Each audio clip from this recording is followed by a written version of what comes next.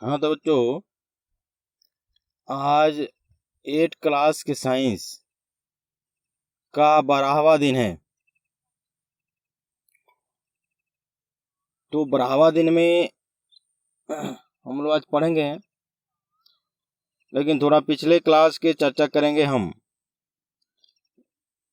तो पिछले क्लास में हम लोगों ने मधुमक्खी का जीवन चक्र पढ़ा था, पशुओं की देखभाल तथा आश्रय के बारे में पढ़ा था। तो इससे एक संबंधित क्वेश्चन था कि पशुओं के रोगों से सुरक्षा किस प्रकार कर सकते हैं, या पशुओं के रोगों से बचाव के उपाय कौन कौन से हैं। ये क्वेश्चन हम लोगों ने उसमें देखा था। तो पशुओं से रोगों से बचाव के लिए यहाँ दिया हुआ है, जिसमें से कोई भी 5 से अच्छे लिख देंगे। पशुओं को अच्छे आश्रय में रखना चाहिए, इससे रोगों के होने का खतरा कम होता है। पशुओं को पोषण, भोजन तथा स्वच्छ पीने का पानी देना चाहिए। पशुओं को नियमित रूप से स्नान कराना चाहिए। बीमार पशुओं को अलग रखना चाहिए और कुछ रोगों के खिलाफ प्रतिरोधकता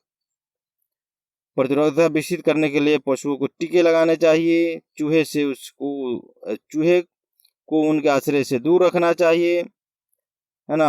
और बाह्य परजीवों द्वारा होने वाले कुछ रोगों को कीटनाशकों के तनु विलेन को लगाकर नियंत्रित करना चाहिए। तो ये है हम लोगों को पशुओं के रोगों से बचाव करने के उपाय। आज के क्लास में हम लोग नाइट्रोजन चक्र के बारे में पढ़ेंगे। नाइट्रोजन चक्र, देखिए, नाइट्रोजन चक्र का मतलब होता है कि ये नाइट्रोजन वायुमंडल में जाता है, फिर जीवों में आता है, फिर जीवों से फिर वायुमंडल में जाता है, फिर जीवों में जाता है। ये सब चलते रहता है। तो देखिए, वायुमंडल में 78% नाइट्रोजन है, ठीक है। वायुमंडल में कुल वायु का 78% नाइट्रोजन है। तो लगभग सभी सजीवों को प्रोटीन के लिए, यानी जितने भी जीव है उस सबके शरीर के अंदर प्रोटीन निर्माण के लिए नाइट्रोजन की आवश्यकता होती है। यानी नाइट्रोजन के बिना किसी भी जीव में प्रोटीन का निर्माण संभव नहीं हो सकता है। प्रोटीन के निर्माण में उसको नाइट्रोजन चाहिए। तो नाइट्रोजन गैस से घिरे होने के बावजूद अधिकांश जीव जंतु जो है वायु में उपस्थित इस मुक्त नाइट्रोजन का उपयोग नहीं कर सकते। कहने का अर्थ है कि अधिकांश ऐसे जीव जंतु जो है, जो वायुमंडल में मुक्त अवस्था में 78% नाइट्रोजन पाया जाता है, उसको ये लोग उपयोग डायरेक्टली नहीं कर सकते हैं। इसको दूसरे रूप में बदलना होता है। तो दूसरे रूप में बदलना होता है तो ये लोग तभी उस नाइट्रोजन का प्रयोग कर सकते हैं जब नाइट्रोजन यौगिक किसी दूसरे यौगिक के साथ प्रयोग करके, है, एक नए यौगिक का निर्माण करता हो, एक नए तत्वों से संयोजित होती है, तो तभी जा करके वह जीव उससे नाइट्रोजन को ग्रहण करता है। देखिए, तो यह कार्य विशेष रूप से एक कोशिकीय जीवाणुओं के द्वारा किया जाता है ना। यह कार्य मुख्यतः एक कोशिकीय जीवाणुओं द्वारा किया जाता है, जिनमें कुछ निर्माण के चरण दिए गए हैं। जैसे प्रथम चरण में हम देखेंगे कि कुछ ऐसे जीवाणु हैं जो वायुमंडल से सीधे नाइट्रोजन यौगिक को ग्रहण कर नाइट्रोजन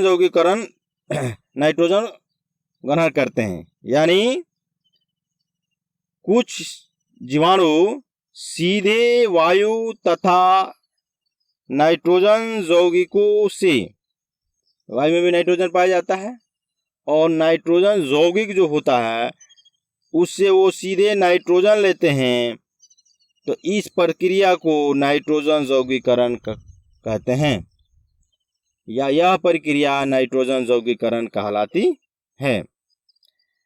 तो इनमें से कुछ नाइट्रोजन यौगिकरण जीवाणु मृदा में रहते हैं, यानी जो नाइट्रोजन का यौगिकरण करते हैं वह जीवाणु कुछ मृदा में रहते हैं और कुछ जीवाणु फलदार पौधे जैसे मटर कुल के पौधे की जड़ों में रहते हैं।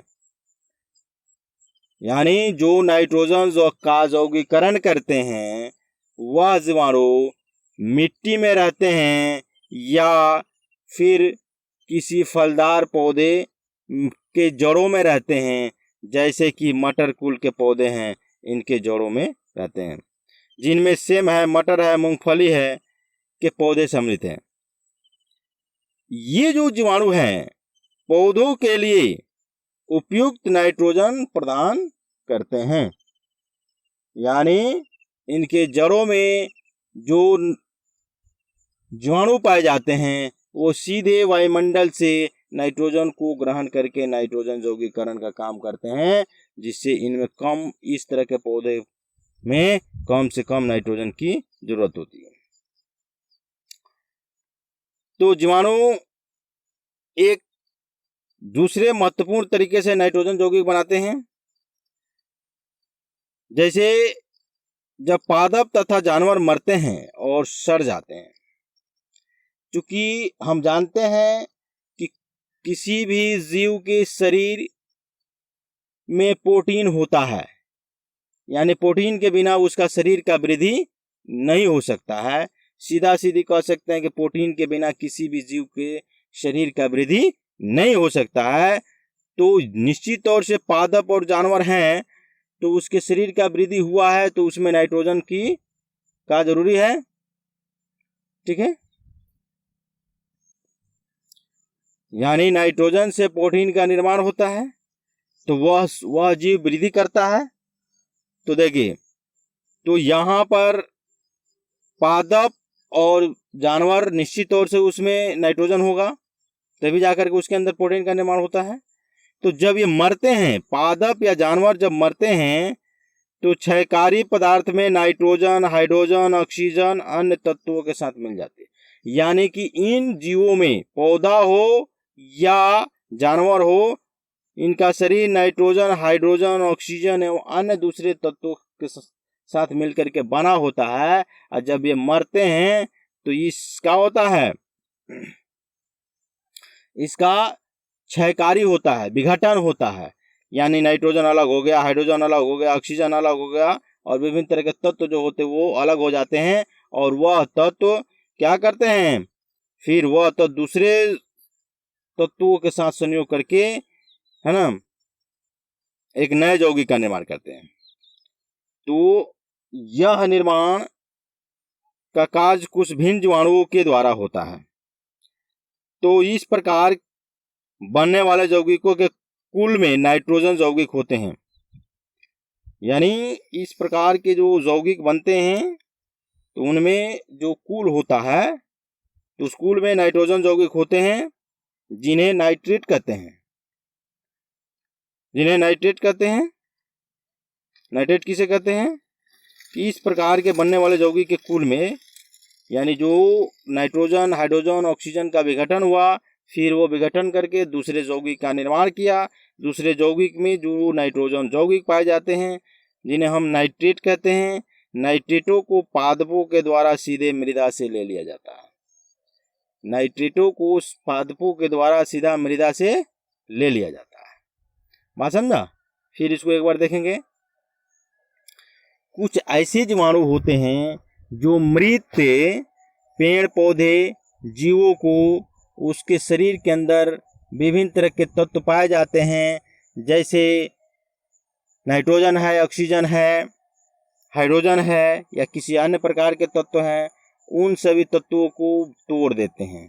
तोड़ने के बाद फिर दूसरे तत्वों के साथ संयोग करके एक नए यौगिक का निर्माण करते हैं, यानी नाइट्रोजन यौगिक का निर्माण करते हैं, जिन्हें नाइट्रेट कहते हैं। जब इन नाइट्रेटों का निर्माण हो जाता है तो फिर पौधे इससे आसानी से मिट्टी से ग्रहण कर लेते हैं। ठीक है, द्वितीय चरण है, सेकेंड स्टेप है कि जीवाणुओं द्वारा नाइट्रोजन यौगिक का निर्माण, जीवाणुओं द्वारा नाइट्रोजन यौगिक का निर्माण नाइट्रोजन चक्र का पहला चरण था। ठीक है, यानी जीवाणुओं द्वारा नाइट्रोजन यौगिक के निर्माण हमने देखा तो वो नाइट्रोजन चक्र का पहला चरण था। पादप भोजन निर्माण करने के लिए नाइट्रोजन का उपयोग करते हैं, यानी पौधे जो हैं, जो द्वितीय चरण में दिखाया गया है कि पौधे भोजन बनाने के लिए नाइट्रोजन का उपयोग करते हैं, फिर पशु उन पादपों को अथवा उन पशुओं को खा लेते हैं। ठीक है, यानी पौधे हो या जंतु हो तो उसको जो भोजन निर्माण करते हैं उसमें क्या करते हैं, नाइट्रोजन का उपयोग करते हैं, और फिर इन पादपों को है ना दूसरे पशुओं के द्वारा खा लिया जाता है जिन्होंने पादपों को खाया होता है। फिर यहाँ हम इसको समझेंगे कि जो पादप या जंतु, जो पादप इन नाइट्रोजन का उपयोग भोजन बनाने के लिए किया है तो नाइट्रोजन उस पौधे में चला गया, और जो जीव उस पादप को खाया तो उस पादप के अंदर जो नाइट्रोजन था वह फिर उस जीव के अंदर चल गया, तो दोनों में हो गया। अब देखिए, जब पादप और जंतु मरते हैं, दोनों मरना है, दोनों के शरीर में नाइट्रोजन पहुंच गया, और जब पादप और जंतु मरते हैं तो नाइट्रोजन यौगिक वापस मृदा मिल जाते हैं। यानी जब पौधा और जंतु मरते हैं तो निश्चित तौर से कोई भी मरता है तो मिट्टी में जाता है, चाहे उसको जला दो, चाहे उसको तुम जलाओगे तो वायुमंडल में चल जाएगा, ऐसे दफनाओगे तो कोई भी जानवर मरता है तो दफना दिया जाता है या मिट्टी में गाड़ दिया जाता है, तो उसको क्या होता है, वो सड़ता है, गलता है, विभिन्न तरह के जीवाणु उसके शरीर के अंदर लग जाते हैं और उसको उसके विभिन्न तरह के जो यौगिक होते हैं उसको तोड़ने का काम करते हैं, विभिन्न तरह के तत्वों में तोड़ते हैं, और फिर वो तत्वों में तोड़ते हैं तो पौधे को फिर वायुमंडल में चले जाते हैं, चाहे जलाएंगे या फिर दफनाएंगे, दोनों तरीके से वो वायुमंडल में चले जाते हैं। और तो इस तरह से जो प्रवेश करने के पहले, यानी नाइट्रोजन फिर से वायुमंडल में प्रवेश करने से पहले अनेक बार मृदा और पादप और जंतुओं के शरीर से होकर गुजरती है, यानी बहुत बार मिट्टी और पादप के जंतुओं के शरीर से होकर के गुजरती रहती है। फिर अंत में विनाइट्रीकरण होता है। विनाइट्रीकरण क्या है यहाँ देखेंगे, यानी जीवाणु नाइट्रेट, जीवाणु है, जीवाणुओं के द्वारा नाइट्रोजन यौगिक को नाइट्रेट और नाइट्रोजन यौगिकों में विखंडित कर देते हैं।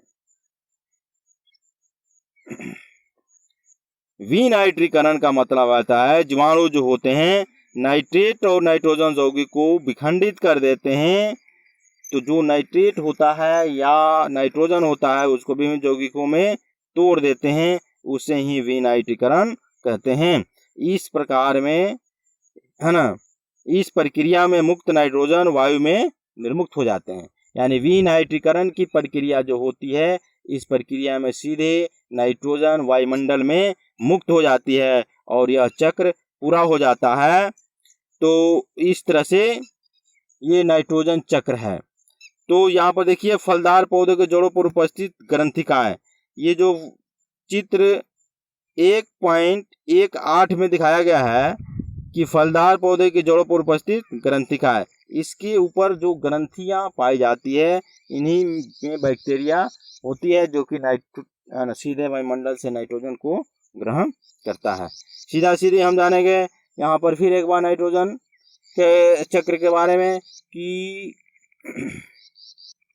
देखिए नाइट्रोजन चक्र क्या है?